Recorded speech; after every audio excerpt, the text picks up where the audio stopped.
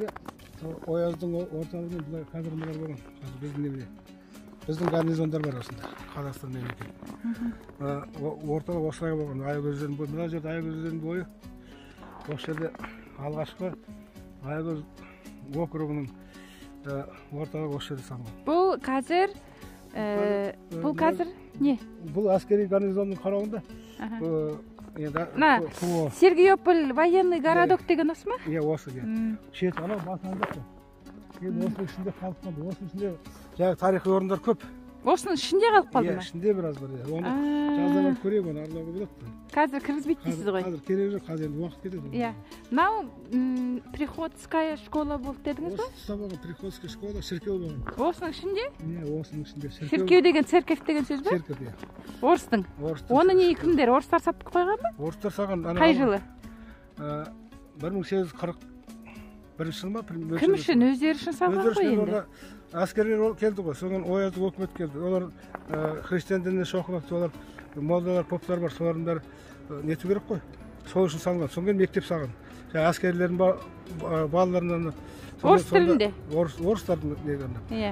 Сол кездерде. Да, не деген какое страшное время было для казахов, да, сол кезде. Содан кейін мына Ақтайлақ Байғара деген біздің аталарымыз бар, мына неде сол өмір сүрген, сол ойлап мына Түркістаннан молдар алдырған ғой шығыстан.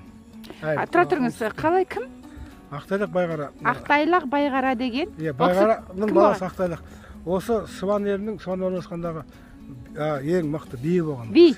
Ақтайлақ би? Ақтайлақ би. Енді онан Байғара, Аягөз орталық болып ол кісі қайда өмір сүрген? Осы міне мына Сергеопольда? Осы Мамырсуда? Ол кісі мына орталығы мына Сарыарқада. Содан Байғараның несі мына Құндыз деген жер бар, мына Ақшатаудың ар жақ шетінде. Сол жерде Ақтайлақ би болған? Би, қазақтың мына осы жақтағы үлкен. Судебная система казахов того времени. Судебная система, сол билік бәрін жүргізеді. Мына жақта Ояздық, соған көмектес. Мысалы, қазір депутаттар бар ғой, мәслихат деген сияқты ғой. Бірақ олар ол кезде сот жоқ, сотта билер шешеді, прокурор да сол, милиция да сол, ақсақалдар да сол. Үлкен рөлі болған. Ол мына Оязға қарағанда үлкен рөл. Бірақ оларға ерік беріп, көтеріс бірдеңке болу үшін олармен келісімге келіп, рұқсат беріп отырған. Содан ол Ақтайлақ би әкесі Байғара бір кезінде алып келген осы Аягөздегі жаңағы діни өкілдерін оқытуға, балаларын оқытуға, медресе салуға. Соны ол кісі бір 30 шақты семьяны көшіріп әкеп, содан қай жақтан көшірген? Мына Түркістан жақтан әкелген. Қазақ шоқынып кетпесін деп Ақтайлақ би Түркістан жақтан молдалар әкеледі. Молдалар, қожалар да әкеледі. Қожалар да әкеледі. Қазақтың жаңағы орыстанып шоқынып кетпес үшін мақсатында. Оның бір тармағы мына Мұхтар Әуезовтің аталары Абайға кеткен. Bir бөлігі мына Ақсуат жаққа. Содан мына бәрі медресе сап. Сонда Түркістанның қожалары келеді, иә? Соны қолдап, Ақтайлақ биді қолдап. Ақтайлақ билер көшіріп алады. Көшіріп әкеп бүкіл жағдайын жасайды. Олар бай болған ғой, билер бай емес па? Бай ғой, оған жер береді, жаңағыдай жағдайын жасайды, бәрін жасайды. Балаларын оқытады. Қазақтың бәрі феодалдық заманы ғой ол. Иә. Сонда сол кісі тыңдайды. Содан патша өкіметі болған соң оған қосымша сұлтандар тағайындап қойған. Сұлтан. Оязбен бірге. Сұлтандар сол волостной болыстар дейді. Содан нені бөліп қойған ғой сонда. Бұл қай жылдары? Бұл 1000 мына революцияға дейін болыстық болған сұлтандық 1864 тоқтатылған. 64 жылдары? Оған дейін сұлтандық болған. Иә. Жаңағы алғаш орнаған кезде патша өкіметі жергілікті халықты санасы үшін окружной правительство жаңағы құрды ғой. Соған қосымша жергілікті халыққа басқаруға сұлтандарды тағайындады. Оған келісті тағайындамаса кім біледі көтеріліс болған. Қазақты әйтеуір алдап қою ғой, әйтеуір көтерілмесін деп. Ал сонымен бірге ақсақалдарын тыңдайды, билер болған, билер өкімет сияқты. Сонда жаңағы жерде қазір былай айтқанда 3 өкімет, бірақ орысқа бағынады. Анау қазақтың барлық рухани дүниесін жаңағы жасап отырады, билер жасап отырады. Ал енді жаңағы сұлтан орыстың патшасымен бірге салық жинау деген сияқты экономика ғой. Ол кезде Кенесары хан бар ма? Кенесары хан ол заманда бар, бірақ сол 46 жылы Кенесары талқандалды ғой. Ол иә, бірақ ол бәрібір орыс патшасына қарсы жаңағы не жүріп жүрді ғой. Бірақ сол ана біздің сол кезде патшаға істесе де, патша өкіметіне бағынса да ұлттық рухты солар сақтап қалған ғой. Билер деген біз ана кейін түсінеміз, байлар, олар бай болды. Олар ақылды болды. Жаңағы сұлтандар да ақылды болды. Қазақ халқын сақтау үшін олар күресті. бағана жүріп шарт қояды ғой, міне біз әкелдің бе, біз енді мешіт саламыз, медресе саламыз деп сол кездерде басталған. Енді негізінен айтады, Ақтайлақтың команда басталды деп. Жаңағыдай біздің осы төңірекке Аягөз, рухани, мына Абай бар, Аягөз, Ақсуат, мына бәрі төңірекке осы Ақтайлақтың әкелгені көбейді деп. Оның алдында бірақ Байғара да әкелген. Байғара әкесі? Әкесі, Ақтайлақтың әкесі. Байғара би өте діншіл адам болған. Ол кісі де би болған. Ол кісі де би, осы төбе би дейді ғой, ең үлкен би. Билер көп. Сол ауданның әкімі, облыс әкімі деген сияқты. Иә. Сондай болған ғой, сол кісілер медресе ашқан. Соның енді ана Байғараның Ақтайлақтың әкелген емес, мына кім, сол Байғараның кезінде Құрбанғали Халидтің әкесі Халид кеп, осында имам болып, мешіт салып, медресе салып, сол Құрбанғали содан оқыған осында. Кейіннен ол Шаушекке кетіп, Тауарих Хамса Әл-Шарқи деген үлкен еңбек жазған 5 кітап жазған. Стамбулға барған, әр жерге барып, соның ішінде Аягөз туған жеріміз, Найман өскен еліміз деген бөлім бар. Сонда Аягөздің тарихын жазып, жаңағы Мамырсұлы бәрін кітабы бар. Аты кім автор? Қалай? Оның Құрбанғали Халидтің кітабы. Құрбанғали Халид. Халид. Иә. Оның Құрбанғали Халид. Иә. Ол қазақ негізінде. Несіне қарасаң, татар сияқты. Оның конференциясында бәрінде мен болдым, зерттеуде. Ең алғашқы зерттеуші мен болғам оны. 1846 жылы дүниеге келген Аягөзде. Түсіндім. Соны айттым. Тарихшы. Иә, мына жаңадан орнап, мына жерде ояздар құрған кезде баяғыда 1846 жылы дүниеге осы жерде әкесі Халид деген. Әкесі медресе ашуға ықпал жасап, сол медреседен жаңағы Құрбанғали Халид оқып, жаңағы мешіт ашады, медресе ашады. Оның алғашқы имамы Нұрсұлтан деді, мен шатастырып алмадым. Сол болған, соң кейін ол жерде дін ғана емес, тарих, математика, дүниетану бәрін оқытқан ғой. Содан ол кісі кейіннен Шаушекке қалып, сонда имам болды. Содан кейін бүкіл дүниені аралап, жазушы, ақындығы бар, тарихшы. Мына орыстың тарихын, Қытайдың тарихын, арабтағы тарихын, қазақтың тарихын салыстырып тұрып, зерттеп, Жаһаннама деген кітап жазған бірінші. Бұл Америкаға Жаһаннама. Ол Америкаға кетіп қалды, бір кезде қудалау көрді ғой. Оны мына естіген Тұрсын Жұтбай аударды деп, Шағатай тілінен. Ол заманда Шағатай тілінде жазған. Содан кейін ең үлкен еңбегі, сол 5 кітап жазған, ең үлкен еңбегі 800 беттік Тауарих Хамса Әл-Шарқи деген. Ол 5 салалы мемлекеттің тарихы деген сөз. Соның ішінде өзі туған жер, мына осы Сергөпіл, Аягөз. Аягөз туған жеріміз, Найман өскен еліміз деген бөлім бар. Сонда жаңағы мына Мамырсұлы бетімен қалай болды деп сөйлесіп, жаңағы ақсақалдармен сөйлесіп, жаңағы ақсақал айтады, мен осындай жасымда әкем айтты, деп сол датаны шығарып, соның бәрін қағазға түсіріп кетіп, қазақтың тарихының үлкен бір несін жасап Жаһаннама оқу керек дейсіз ғой. Жаһаннаманы білмеймін, Тауарих Хамса Әл-Шарқиді оқу керек. Ол бар. Қалай? Тауарих Хамса Әл-Шарқи. Ол 5 мемлекеттің тарихы деген. Тауарих Хамса Әл-Шарқи. Әл-Шарқи. Бұл араб тілінде? Бұл енді Шағатай тілінде бұл. Шағатайский. Бұл енді таза қазақша мағынасы 5 салалы тарих деп айтылады. 5 елдің тарихы дейді. Тек қана қазақ. Шағатай тілі араб тіліне ұқсайды ма? Шағатай тілі ол түрік, моңғол, көне тілдермен араластырған. Біз Шағатай тілінде оқыдық қой. Шағатайдың несі бір кезде бұл Шағатай ханды білесің ғой. Баяғыда қазақтар бөліне бастағанда, түріктер бөліне бастағанда соның оқуын нетіп кеткен, Орхон онdan кейін жалғасып кеткен жазу ғой. Соны Шағатай жазуы дейді, Шағатай тілі деп кеткен. Қазір Шағатай тілі бір елді мекенде сақталған ба? Жоқ, Шағатай тілі жойылып кетті ғой. Мына соны татар тіліне ауысты. Көбісі соңғы кейін біз Қазанға барып татарға бастырдық. Татар мен Шағатай тілінің ұқсастығы бар. Бар екен, Соны кейіннен келіп қазақтың көне сөздері жойыла бастады да, біз мына Ыбырай Алтынсариннің графасында Ахмет Байтұрсынов қауышып кеттік қой. Мына қазіргі тіл. Қазіргі тілдің өзі өзгереді, тілдің ескіреді, жаңарады ғой мысалы. Біздің сонда ана кімнің несі бүкіл осы қазақтың тарихын, жаңағы тарих жазып кеткен Аягөздің тумасы, қазақтың ең ғұлама тарихшысы сол кісі. Оны бүкіл Қазақстан осы жерде туған. Осы Сергөпілде. Жақсы аға. Заң ішінде шіркеу бар дедіңіз, иә? Осында шіркеудің әлі тұр ма ол шіркеу? Бір несі сұлабасы тұр ғой дедіңіз. Қалдығы тұр осы. Жақсы аға. Орында не болған бәрі. Ал жаңадан салынған ол мешіт қайда енді?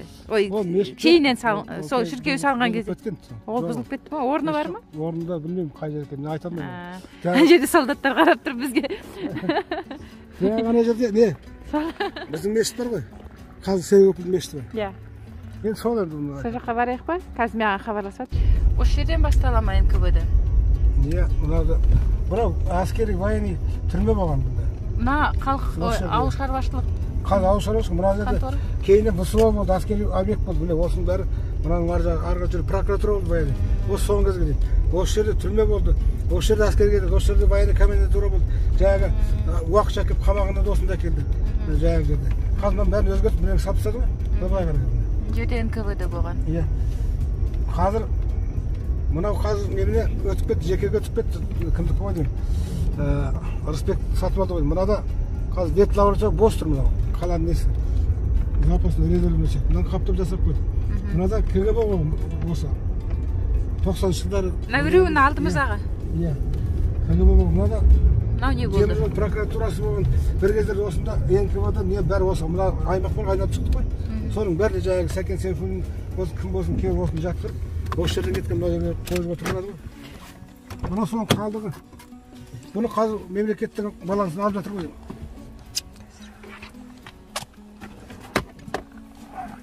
Бір жаман нәрсе. Осындай объектті сатып береді жекеге. Келесі мына сатып береді. Мына жерде жаңағы әскери жаңағы военный прокуратура бір кезде 35 жылдан бері.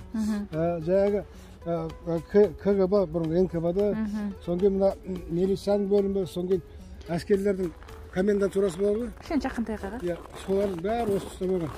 Соңғы бұл жерде уақытша қамау орталығы болған, түрме. Осы НКВД түрмесінен Сәкен Сейфуллинді Алматыға пойызбен алып кетті деген рас па? Енді ол алып кетуі мүмкін. Сәкен Сейфуллинді өткені мына жерде жол бар. Қарқаралыдан әкеледі бұл жаққа. Жаңағы айыпталғандарды күн болсын, түн болсын. Сол Семейден әкеледі. Семей жақтан. Мына басқа жақтан әкеледі. Соған осы жерден пойыз отырып алып кетіп апарып жүрді. Ол кезде Сәкен Сейфуллин кезінде пойыз тартылған. Мына жерде 28 жылы мына жерде алғаш теміржол өтті. Аягөзден. Түрксиб өтті. Соңғы осы жерде содан бастап вокзал салына бастады.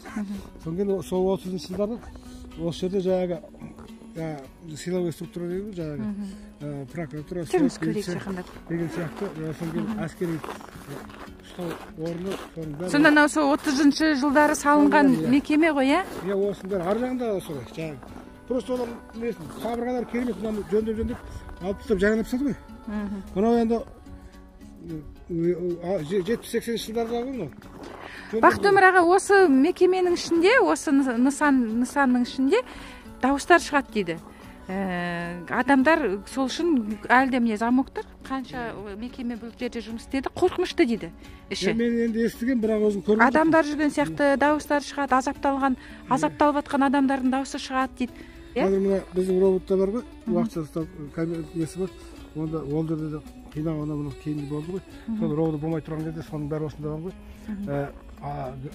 Мына жай адамдар болсын, әскери болсын, қайсы болсын, осы жерде ұсталған ғой. Оған қандай қинау көрсеткен. Қанша қан төгілген бұл жерде? Қан төгілді, кім біледі. Иә, ол зерттелген жоқ. Осыны жаңағыны естиміз, бірақ ол зерттелмеген нәрсе. Өйткені Аягөздің тарихын өз соңғы кезде зерттеп отыр. Мына Аягөзге 28 жылы аудан құрылғанын мына ұрпақ білмейді. Мына Сергопілден ақырын көшіп 35 жыл нақты неткен. Сонда бірінші Семейге қарап, соңғы қайтадан уақытша 39-ға дейін мына Алматы жаққа қарадық. Соны 39 жылы Аягөзді қала деген мәртебе берген. Сол кезден бастап Аягөз мына Семей облысына қарады. Кейіннен енді Өскеменге қосылды ғой. Сондай тарих бар. Ол тарихтың өзін ұрпақ білмейді қазір. Айтсаң, таңғалады не болғанын. Мамыр тал өсіп кеткен ғой. Осы жерінде здание болған. Жатыр ғой үй сатып. Мынаның бәрі сол әскери не болған. Кейіннен мынау КНД-ның несі болды. Дивизияның несі болды. Мына жерде дивизия болды әскери. Содан кейін бәрінде орталық. Бұл тоғыз жолдың торабы болғаннан кейін, мына Қарқаралы жақтан келетін жолда, сол жаққа Қарағанды жаққа баратында, былай Семейге, Россияға шығатында, былай қарай Қытайға шығатында, былай қарай Алматыға шығатында, бәрі Аягөз арқылы өтеді. Алматыда Төле бидің көшесінде шығана екен. Бәрі жабық терезе. Терезелерін бәрі жауып тастап, қара бір нәрсемен. Мынау кейіннен прокуратура болды, военный болды, соны білмеймін, сол кезде бұны сатып жеп жүресің. Жеке меншікке сатып жеп? Енді бір жаманда жекеге сатып, одан да осы мемлекеттік бір нелер салып. Музей жасап қойға болады, ә? Музей жасап қойса? Осы мынаның басқа бір халық пайдасы бар нәрсе. жекеменшік ресторан салады, өзінің несін салады. Карлаг, Алжир сияқты мұражай жасап қойса, балалар келіп, көріп, өзінің Аягөздің тарихын білет. Негізі Аягөзде қазақтың қаны көп төгілген ғой. Мына жердің бәрін нетіп қойса, мына тойларда музей жасап қойса, мысалы. Иә. Сонда мына жерге патриотизм деген сол. Ескерткіш жасаса, ескерткіш жасап қойсын мына жерде сол біздің Аягөзде қайтыс болған. Не салынды? Мен бір нәрсе айтайын. Ата-бабаларымызға. Мына аудан құрылғаннан кейін соғыс кезінде мына жерге фабрика көшіріп әкелген. Москвадан жіп иіру фабрикасы, кейіннен галантерейінде соң кілем заводы фабрикасы болды. Ол жолдың темір жолдың ар жағында. Сонда 1000-ға дейін адам жұмыс істеді. Соның қасында авторем завод, ол барлық ауыл шаруашылығы басқа нені жасайтын. 500-ге дейін адам істеді. Одан кейін мына депода, локомотивный депо 30 жыл салынды. 1930 жыл салынған. 2,5 мың адам істеген. Бұның қанша несі болған? Үлкен депо. Енді өткенде бұзды, соның бір кішкентай бөлігі ғана. Керемет болған. Енді бұда мен бір есептеп көрдім. Біз кеңес өкіметінің кезіндегі басқа бір саясатты айтпай-ақ қояйық. Экономиканы айтсақ. Осы кішкене Аягөздің өзінен 15-20 мың жұмыс орнын арқапыз. Соңыра жақта пош дейді. Мяс кабинет болған ана. Мяс кабинеттің орында жоқ, қазір есап салған енді. Мяс кабинеттің өзінде бүкіл Совет одағынан шығатын, колбаса жасайтын, етін бәр болған. Біз армияда жүргенде Аягөз кезде жейтінбіз ана. Түркменстанда неде. Сонда ірі мяс кабинет болған. 16 ПМК болған. Фирозавод болған, мол завод, масло завод. Соның бәрі қазір неге құрмасқа, неге сондай производство жасамасқа деймін. Біз неден айырдық дегенді айтайын деп тұрмын ғой. Одан мына теміржолда вагонный депоның екі депо бар, біреуі эксплуатация дейді, біреуі пайдалану, біреуі ремонтный дейді. Сондай үлкен депо. Айта берсе теміржолдың өзінде керемет кәсіпорындар болған. Сонда бір есепте Аягөз су строй болған, Аягөз трес деген болған, сельхозхимия, қазтехника, соның облыстық тұтынушылар несі 5 ауданға. Сонда 20 мыңға жуық жұмыс қолынан айырылып қалыппыз. Аягөзде сол кезде біздің кішкентай кезімізде 60 мыңдай халық тұратын әскери жұмыс. Қазір 40 мыңға да жетпейді. Сонда мен ойлаймын, Совет өкіметінде мынаны дамыдық. Соның біреуі де жоқ қой. Бір жұрнағы да жоқ. Бір кәсіпорын дұрыс ашылған жоқ қой. Бақтыөмір аға, негізі жалпы приватизация деген компания дұрыс болмады. Дұрыс емес. Сол дұрыс болмады. Сол приватизациядан кейін бәрі құрыды. Совет өкіметінің экономикасы жанып тұрған кездері болды. Қара халық жұмыс істеп ақшасын тауып жүріп, о жағынан плюстары бар әрине. 60-шы жылдары, 80-шы жылдары, 70-шы жылдары реально Совет өкіметінің жақсы дамығаны қазаққа пайдасы болды. Ал енді оған дейін 40-50 жылға дейін қазақтың қаны төгілді, қазақ азаппен соғыста бір қылды, Голодомор бір қылды, НКВД бір қылды. Бірақ енді бір сол 60 пен 80 жылға дейін бір 20 жыл жақсы өмір сүрді. Сол кез айтып тұрсыз сіз. Сол заманда айтып тұрсыз. Жаңағы азамат соғыс 16 жылдан бастап, 1916 жылдан бастап үйін жарлығы деген болған. Үйін жарлығы деп қазір әлемге дұрыс айтпайды оны. Қалай? Үйін жарлығы, маусым жарлығы. Патша үйін жарлығы. Қазақты әскерге алмаймыз деп уәде берген. Оның үлкен ар жағы астарын қазақтар ұқпайды. Сонда саясатқа жүргізген. Қазақ қару алса қырып тастайды, батыр халық. Сондықтан оған әскер алмаймыз деп. Бірақ Германиядан жеңіп тастатқан шыға бастаған кейін 16 жылы окоптың жұмысы деп қазақты әскер алған. Соның наразылық бастады. Соны сылтаулатып көтеріс, бүкіл қазақ көтерілді. Үйін жарлығына. Қай жылы? 1916 жылы. Содан Бекболат Қытайға аударып, 300 мың адамды Қытайға аударып, ататындасы Бекболатты дарғастым сосын. Енді содан қазақты қыру содан басталды. Одан кейін енді революция біреу ақ болса да қырып кетеді, қызыл болса да қырып кетеді. Одан кейін кетті 22 жылы айтылмайды, 21 жылы алапат аштық болған. Первая волна Голодомора. Содан кейін күштеп колхоздар тағы қырылды қазақ. Коллективизация деп тұрған. Коллективизация деп. Одан кейін ана репрессияға қазақтың қалған нелерін оны құртты. 30-31 тағы бір ашаршылық болды. 30-31 соны айтып отырмын. Қатты ашаршылық болды. 20-21 тағы бір ашаршылық болды. Екі ашаршылық болды. 31-дің алдында коллективизация болды. Сол кезде көп айтылмайды. Сол кезде 29-30-31 аштықтың алдында қарсылық көрсеткен зиялы жаңағы қазақтың сүт бетіне шыққан мықты батырын біреуін бай, біреуін молда, біреуін бәлем деп қырды оларды. Түрмеге сол жылда отырылды. 37-ге емес, 31, 32, 30 жылдар түрмеге шетінен қамаған қазақтың бас көтерді. 38-ге дейін атты ғой бәрін. Содан кейін бір бал өткеннен кейін 37-те бәрі нормально қалпына келген кезде, қалпына келіп қалған кезде тағы да жиналып қырды. Ана Жапонның шпионы, Қытайдың шпионы, бәрін шпионы. Алашорданы қырды. до 7-го колена. Алашордашылардың негізінде 37 емес, ең құрғаны мына кімдерді атқаны Ахмет Байтұрсынов, ертерек. Ол 34-те соңғы. Сол кездерде алашордашылар деп қырып тастады. Даже достарын, таныс көршілерін, бала шағасына дейін бәрін қырыпты ғой. Енді одан кейін отан соғысы болды. Отан соғысынан кейін қазақ азайған, қазақтың үстіне селина қазақты игеру керек болды. Бұл жерде Қонаевтың бір үлкен рөлі бар тарихта. Бұны енді көп адам білмейді. Мына тыңға келгеннен кейін екіншіден бүкіл халықтың алдында соғысты сылтаулатып Кавказдықтар да келді, оның алдында корейлер де келді, қазақтың жерін әйтеу қазақты құрту үшін төге берді ғой басқа ұлттар. Ол жылдар украинецтер бәленбай түгенбайды бәрін әкелді. Тың игерген жоқ, қазақтың жерін игеру. Көрінген жер жыртып, совхоздар құрды, айтты бітті. Сонда Хрущев переселение. Хрущев бір Қонаевтың басы деп кеткен жер. Бұлар айтсаң жоқ қылып жүреді. Ташкент шықты, құртты ғой Ташкент. Сонда Брежневпен достығын пайдаланып, Ялтада жатқанда Хрущев айтқан екен, міне әкелдік, тамақ жетіспейді, мал азайып кетті. Сіз Сталинді әшкерледіңіз 20-шы съезде. Сол Сталиннің жазықсыз жазаланғандарын кешірім бердіңіз, түрмеден шығарып жатсыз. Енді сол қазақтарды да қуалап Қытайға өтіп кетпеді. Басқа жаққа өтіп кетті. Соған кешірім беріп, мал бағатын адамдар, халық сол мал бақса, ана егін шаруашылығы тамақ болады деп, сол бір паспортпен деп бәрінбай адам көшіріп алған. Ол 80-ші жылдары, 55-ші жылы. 55-ші жылдан бастап көше бастады. Содан кейін Қытай қазағы. Мына астық өндіру азайып, содан кім Хрущев жүгері өндіргеннің пайдасы көрген, жүгері беру керек халыққа деп, солай шығарып, одан бір қарсылық шығып, содан кейін тағы да өндіріс үшін деп Қытайдың қазағын көшіріп аламыз деп 62-ші жылы бір ваннан бірақ өткізді.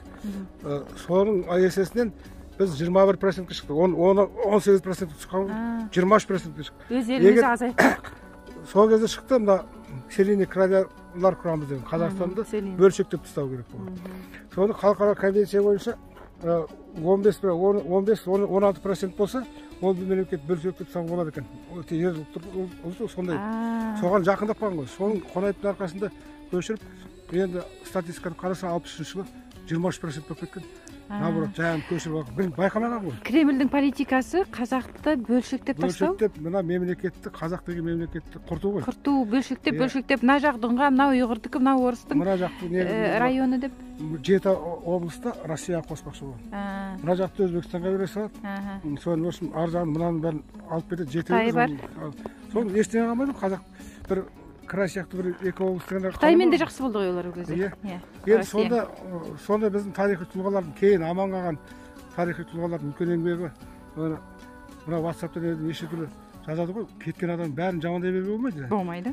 Енді Хрущевтің істеген жаңағындай, ол қылмысын айту керек. Енді жаңағындай соның арқасында Брежневтің екеуінің достығының арқасында біз 23% болып егемендігімізден содан кейін айырылмадық. Өнеркәсіпті осында әкелгеннен кейін ұлттық кадрды Қонаев көтерді. Бұрын қазақ ешқашан бастық қылмайтын, бір сирек. Ондай енді оны біз білеміз. Содан кейін мына экономика совхоздар құрғаннан кейін совет экономиканы сол 60-шы, примерно 65-ші жылдан бастап 85-ке дейін примерно. Осы аралықта алтын ғасыр дейді. Біз сол кезде өстік қой, білеміз. Еңбек тәртібі болды о заманда. Содан кейін бұлда бастады. Жаңағы курортқа барасың, тексеру бар. Алтын ғасыр. Алтын ғасыр деп айтады. Енді біз көрдік қой.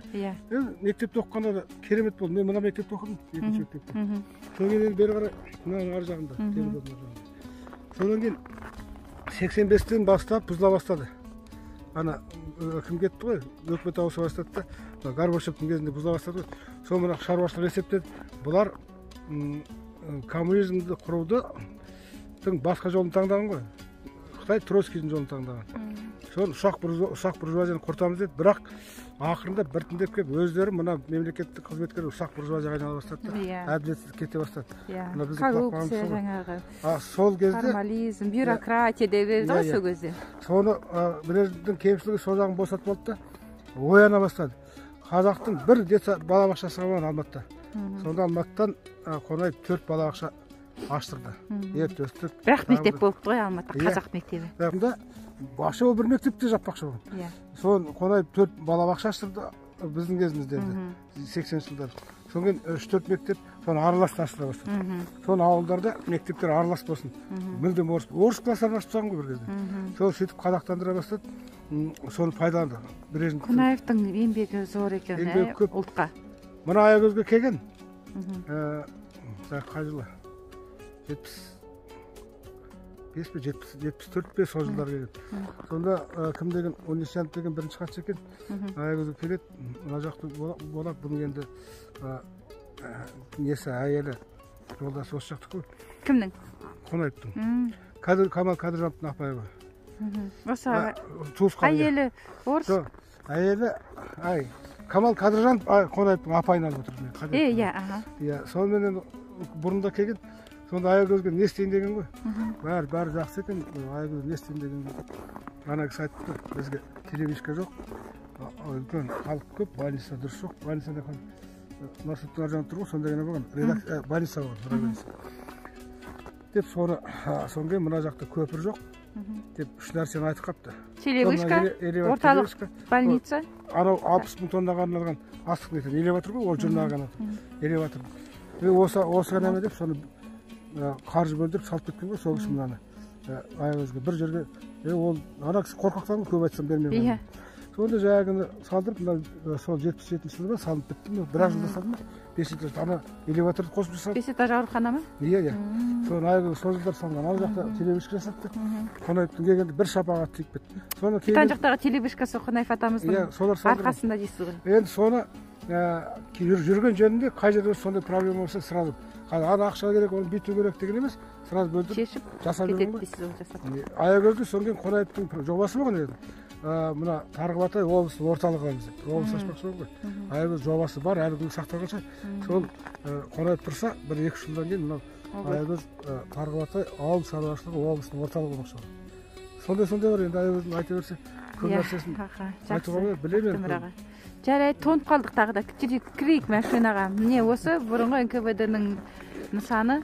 Осы жерден Сәкен Сейфуллин атамызды поездбен Алматыға алып кеткен деген деректер бар. Ау. Келген дейсіз ба? Қалай келген, иә, осыдан. Осы Аягөзде болған. Оны келесі айтып беріңіз. Енді қазақтың бір жаман әдеті рушылдық деген бар. Рушылдықты білу керек, ата текті, қанды білу үшін білу керек. Ұрпақты, ұлтыңды нетіп, бірақ жіңішілікке бөліп болмайды. Сол рушылдықпен қазақты әлі көре алмастық жаман әдеттер. Орыстардың бізге беріп кеткен несі, бізге мұрасы қалдырып кеткен. Разделяйын и властвуй деген. Солай болыстыққа бір-бірімізді саласып, содан шыға алмайсың. Бөлді, биле деймі? Бөліп алда биле. Енді қазір айтайын деген қазірде сондай саясат жүріп жатыр. Мына жаңа қазақстан құрамыз дедік қой. Өте дұрыс. Психологияның бәрін өзгерту керек. Сананы өзгерту керек. Менің мөлдір сана деп жазғанымды әлі түсінбейді. 15 жыл болды. Сананы өзгертпей ештеңе болмайды. Сана тұнық болу керек. Ешкімді санасы деп айта алмаймыз. Бәріміз санамыз, бірақ лай сана. Президент Назарбаевтікі не болды? Лай сана. Сана тұнық болу керек. Ол әділ болу керек. Ол еңбекқор болу керек. Ол білімді, ол мәдениетті болу керек қой. Енді қазір айтайын деген бізде қазір тағы бастады. Жігжікке. Мен Тоқаевтың ар жағында шатағым жоқ. Қазір. Бірақ молданың істеген істем айтқан істеген. Бізге мына Тоқаевтың айтқан керек. Коррупцияға қарсы күрес керек. Шағын орта бизнесті көтеру керек. Мынау руханинен тазалау керек деген. Соны жүзеге асыру керек те. Бірімізбен біріміз айтысып, тартысудың қажеті жоқ. Бірігу керек. Қазақ бірігу керек. Осыны бір айтып жіберіңізші. Әр адамда кемшілік бар. Бәрімізде бар. Оны айтып керегі бетке басып керек емес. Енді соны түзейді, бірақ ол адамға өзін өзі де керек қой, әр адам өз қателігін өзі де керек. Жоқ, сол кемшіліктерді бетіне басып, ол андай, ой, ол жаман, ой, мынау жаман демей, бірігу керек. Бірігу керек, қазаққа бірлік керек. Бірігіп? Мемлекеттігімізді бірлік сақтайды. Тек қана қазақ емес, қазақстандық деген. Ана жолы 13 қаңтар күні еске алу, 40 күні болды ғой, митинг болды ғой. Биздин бозоктордун кайтып болгонуна 40 күн болду. Сол кезде жиналды го биздин оппозиция. Сонда бири-биринен микрофонду жылып, бири-бирине сөз бермей, ойбай оган сөз бермей ол мындай, ол ананын адамы, ол мынанын адамы, ол КМБнын адамы. Сондай ят болгон экен. Бірлік керек, сол анан ке мына бүйтіп кеткен сөйтіп не керек? Ертең өсіп жүрген пайда, осы пайда. Ана айғарықтар болсын, кімдер болсын, тасталқан шығарса біз ештеңе арамызға жексәлсе. Сондықтан бірімізді біріміз қазбай, мына айтылған нәрсені орындап, соны жүзеге асыруға күш салу керек қой негізі. Мына Аягөз қайда барасың деген өлең бар ғой? Соны кім жазған аға? Дулат Бабатайдың өлеңі. Аягөз қайда барасыңдікі Дулат Бабатайдың. Иә. Ал енді Аягөз ару Мұқағали Мақатаевтікі. Ана Тұрсынғазы Рахим орындап жүрді ғой. Иә. Аягөз деген аядай бұлақ деседі, жұрттарда қалған жұмбақты кімдер шешеді деп сөздер бар ғой. Аягөз ару, Аягөз ару, махаббат елі кешегі деген жолдар бар ғой. Қазір кесенеге бар. Мұқағали Мақатаев барып шығарып кеткен. Махаббат моласы деген. Қазір бір өлең қылып жүр. Махаббат моласында тағзым. Сонымен Аягөз ару деген. Жол түсіп ұрпақ танысыққа бара қалсаңыз, бір көрінген молаға деген жолдар, мен просто жай несін айтып. Сол екі керемет өлең. Сол Тұрсынғазы Рахим болған ән жазып, әлі күнге орындайды ғой. Ал жайға Аягөз қайда барасың деген ол толғау, ол Дулат Бабатайдың толғауы. Оны бәрі айтылған. Дулат Бабатайдың зиратында Ақшатауда. Жаңаға қазір әңгіме шығып жатыр, Дулат Бабатайдың Гагарин көшесін береміз деген. Жатқан жаңағы бізді қазақты 16%-қа түсіріп, бөлшектеп, егемендіктен айыру политикасы болды дедіңіз ғой Кремльдің 50-ші жылдары. Сол сияқты сол жылдары ма одан ертерек ба, біздің ұйғыр бауырлас қатарға да егемендік бермей қойған ғой, Қытаймен жақсы болған ғой. Шығыс Түркістан ұйғырдың жері ғой. Тоже ұйғырдың жері емес, қазақтың жері. Қазақ пен ұйғырдың тілдескен жері. Қайда апарайсыз дағы? Жұмысқа қаласы? Үйге апарсайын ба? Жоқ, мен осыны. Ұйғырдың несі бар? Жерін айтайын ба? Иә. Қашқар, Қотан, Тұрфан деген үш несі бар. Ұйғырдар соңғы өте қазір тұрыңыз. Оны айтып, Шығыс Түркістан деген біріккен мұсылмандар мемлекеті болып қазақ жерінде құрылған. Алтай, Тарбағатай, бұл атамекен. Бұл біздің қазақтың жері. Қазақтың жері. Ар жағында Байөлке дейді, Байөлке, Монғолия кетіп қалды. Байөлке, қазір Монғолияның не тұр. Осылар шекара бөлген кезде, орыс пен қазақ бөлген кезде 1868 жылы қазақтан сұрамайды. Бөле салғы, мына шобыс не деп қойды. Қазақтар 4-5 миллион қазақ бар сол. Қазақтың керемет шұрайлы жерлер. Сол Байөлке арғарта қалып қалды. Сол бұны Шығыс Түркістан деп атайтынды. Мына жоңғарлар, мына ұйғырлар, бұның алдында Қытайлар жаулап алған. Тұрфан, Қашқар, Қотан деген үш несі бар. Ұйғырстан құлағаннан кейін жаулаған. Сол бұларды Сібе Солаң Дағыр дейді. Солармен қосып ұйғырларды бері қарай Шығыс Түркістанға мұсылмандар не бар? Біраз елдер бар енді. Соның бәрін дүнгендер бар. Осыған көшірген ғой, қазақтың жеріне. Соған жаңағы Сібе, Солаң, Дағыр неше тұрлықтар бар, соған жаңағы ұйғырлар менен көшірген. Соны олар ақындап қазақтың жеріне мекендей бастаған. Соған кейіннен ұйғырлар да қайта көтеріліс жасайды, дүнгендер де жасайды. Дүнген соғыс, ұйғыр соғыс деген болады.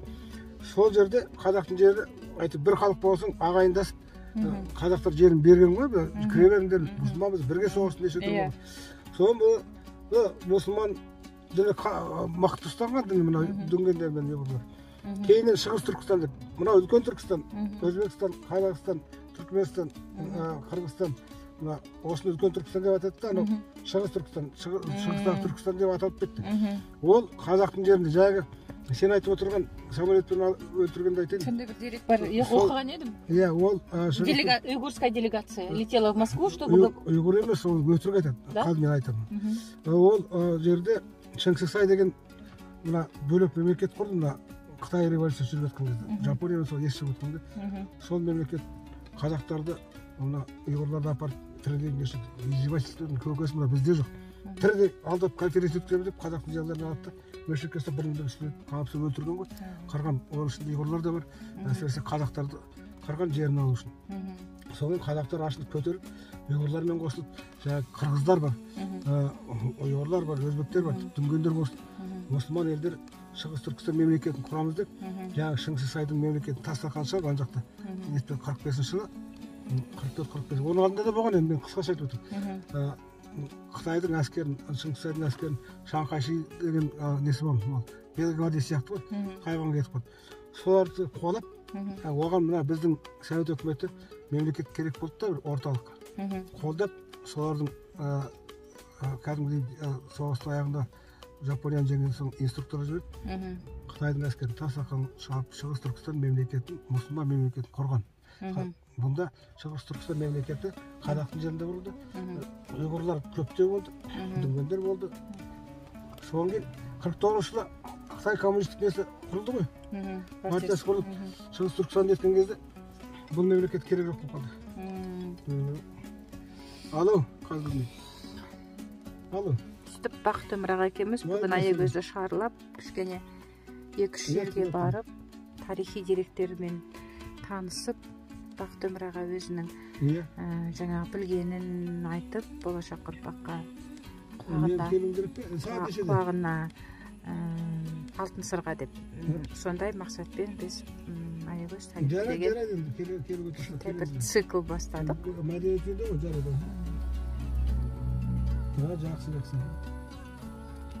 Бақыт Өмір ағамыз журналист. Ахмет білер ма? Кім келеді? Ахмет. Облысатын кездесіп өтті. Оргалден звондады. Осыға келеді дей ма? Иә, сол жадаға дейді. Жарайды. Ысқақбек деген біреудің ұлты ұйғыр, ана генерал Дайдақан қазақ, содан кейін әскер басы қырғыз, осы әр ұлттан құрған ғой, 12 көсем болған ғой. Сол ана мемлекетті құрту керек болып, нетпес үшін Сталинмен Мао Цзедун келісетті, конференция шақырып деп, алда шақырып самолетпен құртып жіберген. Бұлар біреулер айтады, Байкалдың түбінде апат жасаған ғой. Бұл ұйғырлардың емес, бұл Шығыс Түркістан, қазақ, қырғыз, Шығыс Түркістан мемлекеті. Сонда оларды, сол біздің жерімізді, территориямызды Қытайға беріп қойған Кремль ғой? Кремль болғанда, Кремль болғанда, жаңағы қазақтан сұрамай-ақ бөле сағын ғой, біздің шоғымыз қалып қалды. Мысалы үшін, менің әкемнің ағасы Қытайдың жеріне, мына Зайсандар Қытайдың жеріне алып, інісі мына жерде.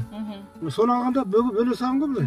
Соны енді елдер айтады, неге Қытайға қашты, Қытайдан неден келді дейді. Қытайға қашқан жоқ, өз жеріне қашты. Иә, бұнандай болған, жаңа 16 жылы құрған кезде кім қабылдайды? Ана қазақтар ойбай, қазақ қырып жатыр, көшіп 30 жыл ашылып барды. Олар жағдай жақсы көшіріп алып отырды. Ал Совет өкіметі ол деректі былай келтірді. Олар предатели, они убежали в Китай. Қытайға қашып кетті, сендерді тастап деп солай келтірді ғой. Әлі күнге дейін біздің қазақтар өтеді ғой. Ой, біздің оралмандар, олар Қытайдағы бізді тастап қашып кеткен дейді. Мен айтып, қашып кеткені дұрыс болды. Олар өздерінің румпықтағын сақтап қалды біріншіден. Екіншіден олар өз жеріне қашты. Қытайға қашқан жоқ. Енді мен бір нәрсе айтайын. Сол осы мен жазып жүрмін көп. Бір не кепті Сербепілді. Бай, немен бай кепті. Көкелер революция орнады ғой. Мен Қытайға еріксіз кетіп барам. Ол жерде біздің ел бар. Қытай деп атаған. Әйтпесе мені өлтіріп тастайды. Бала шағам. Сендер немене дабылап жасында келейлер, бармаңдар, қалыңдар жерде. Бірден өмір сүріңдер деп айтып кетті. Байлардың бәрін атып тастады ғой. Без суда и следствия. Қалдырмайды екен. Содан кейін мынандай әңгіме бар. Жер деген өте күрделі нәрсе. Шекара деген ойыншық емес. Соған егер туысқаны болмаса, ол кезде шекара не болады? Мысалы үшін менің бір сиырым мына жерге түсіп кетсе, мынаны сиырге түсіп кетті ғой етесің. Сен мысалы сен территорияңа кіресің, немен рұқсат кіресің дейсің. Мыңдаған халық қалай кіреді? Ана өзің біреу ауыр, біреу бауыр, көшіріп алып отыр. Кейде мына жаққа келгенде қабылдап алды жаңағыдай, қолайдың арқасында. Сол өзімізді халық просто ана жігітке бөліп нету үшін ол жақта да репрессияның көкесін қазақтарды құртты, қазақ емес, ұйғырын осы бәрін құртты. Осман батырымыз бар. Соны ана Осман батыр айтады, мен жиналысқа бармаймын деп сезген ғой. Мен ана неге бағынбаймын деп тәуелсіздік үшін 51 жылға дейін 52 жылға соғысты, жеңіліп қалды. Керейлерге ағып қалды, қалғандары Шығыс Түркістанды әскері мен несімен қосып алды Қытай. Көрдің бе қалай паяды? Сонда ана Шығыс Түркістан әскері соғысса жеңе алмауы мүмкін Қытайды. Сонда ана мемлекет сақталып қалды. Сол үшін әскер бастығы Ысқақбек деген Ахмет Афенді дейді, жаңағы ұйғыр президент сияқтысы.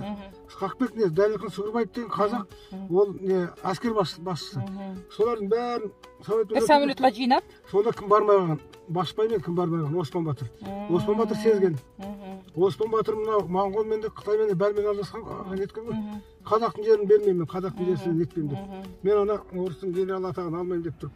Енді ол үлкен тарих. Сонда мына қазір әлі ұқпай жүр. Бізге жайыңды ұрушылдық мынау арғын, мынау найман деген жаман нәрсені орыстар қалдырған. Қазір анау жерсіздік, анау Қытай мынау біткен дегенде орыстар қалдырған. Сол міне бір нәрсе, сол 55 жылы барды, 62 жыл келді мысалы үшін бері қарай. Ана жақта соғыстар бар. Келді ғой. Солардың арқасында қазақ сақталып қалды. Солардың ұрпақтары. Мен қазір Бәренбай министр қазір олар байлардың нелердің балалары көп. 1,5 миллион қазақ бар ғой Қытайда. 1,5 миллионнан көп шығар. Қазір көшіп келгендерден. Содан кейін мына бір нәрсе айтатын, қазақтың өзінің элитасы сақталғандар бар сол жақта. Келді ғой мысалы үшін. Солардың қазір балаларын қарасаң, еті ғой біреу қыздары да мықты, неде мықты, араласып кетті. Қазір оны бөлуге келмейді мысалы үшін. Содан қазір мына ғалымдардың Бәренбай проценті сол жақтан келгендердің болды. Өте жақсы ол жақтың біздің оралман қандастары. Содан кейін мына жақ орыстана бастамын. Білімі, көзқарасы, қазақилығы қалай әдемі сөйлейді аналар. Менде бар достарым Алматыда. Анаған тілі мен аузым ашылып қалады, біз етіп сөйлей алмаймыз. Ана как қайтады ғой, мен өзім орысша жаққан таза қазақша сөйлейді. Балдай ғой, тәтті тілдері бар ғой. Бір білмейтін сөздерді қосады ғой. Біз білмейтін. Енді ол үлкен әңгіме тағы керемет. Мен оларды сыйлаймын. Анда кіріп бір енді көрпіш. Жақсы, жүріңіз. Қазір.